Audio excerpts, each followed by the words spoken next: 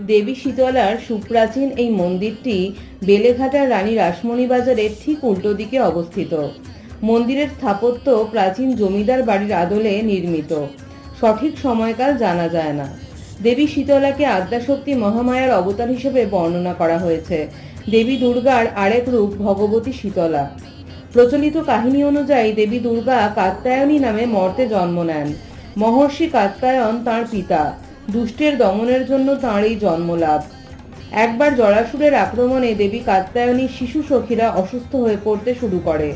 জ্বর, কলেরা, বসন্ত, নানান রকম চর্মরোগে আক্রান্ত হয়। তখন কাত্যায়নী শীতলার রূপ নিয়ে তাদের নিরাময় করেন। জরাসুরকে যুদ্ধে হারিয়ে পৃথিবীকে রোগ থেকে রক্ষা করার উদ্দেশ্যেই দেবী মহামায়ার এই রূপ। তিনি জ্বরের রোগীদের শীতলতা প্রদান করেন, তাই তিনি দেবী শীতলা।